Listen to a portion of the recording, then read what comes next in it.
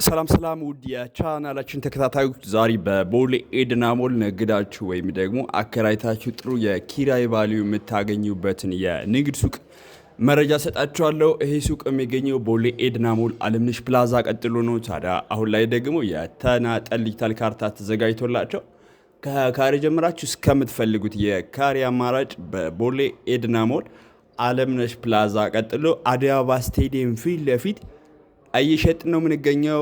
ዲማ ሆፕ ሪል ስቴት እንግዲህ በቦሌ ኤድና ሞል እያስገነባ ያለው እጅግ በጣም ቅንጡና ሌግዠሪ አፓርትመንት እሱ አፓርትመንት ላይ ከግራውንድ እስከ ስድስተኛ ለተለያየ ፐርፐዝ የሚሆኑ የንግድ ሱቆችን ከ20 ካሬ ጀምረን አሁን ላይ በ30% ቅድመ ክፍያና በ25% ቅድመ ክፍያ የተናጠል ዲጂታል ካርታ አዘጋጅተን እየሸጥን ነው የምንገኘው። ታዲያ እናንተም ከግራውንድ ጀምራችሁ እስከፈለጋችሁት የፍሎር ደረጃ ዛሬውኑ የንግድ ሱቅ ባለቤት መሆን ትችላላችሁ። መኖሪያ ቤት ስትፈልጉ ደግሞ ከባለ 2 መኝታ እስከ ባለ 4 መኝታ ድረስ እንደዚሁ ካርታ ተዘጋጅቶላቸው ጂም፣ ስዊሚንግ ፑል፣ የከርሰ ምድር ውሃ፣ 3 ኤሌቬተር ሊፍቶችን የያዘ እጅግ በጣም ቅንጡና ሌግዠሪ አፓርትመንት ነው።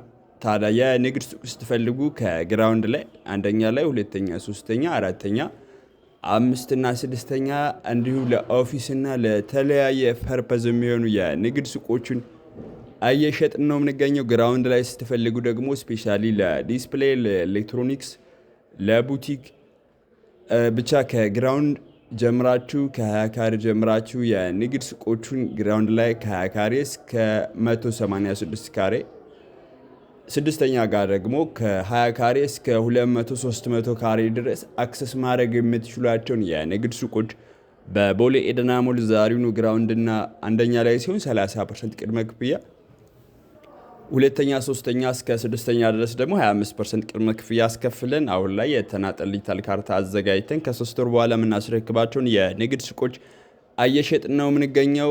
ታዲያ እናንተም ስለ እነዚህ የንግድ ሱቆችና መኖሪያ ቤት አፓርትመንቶቹ መረጃ ስትፈልጉ እታች በማስቀምጥላችሁ ስልክ ብትደውሉልኝ ሙሉ መረጃ ምሰጣችሁ ይሆናል ማለት ነው። እኔ ካሳሁን እባላለሁ። የዲማ ሆፕ ሪል ስቴት የሽያጭ አማካሪ ነኝ።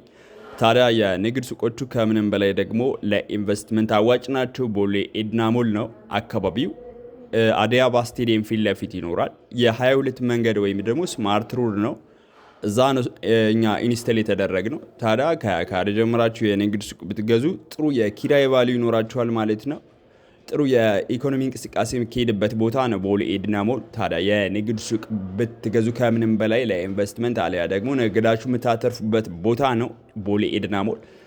ዛሬውኑ የንግድ ሱቅ ባለቤት መሆን ትችላላችሁ። ለበለጠ መረጃ ታች በምናስቀምጥላችሁ ስልክ ኮንታክት አድርጉን።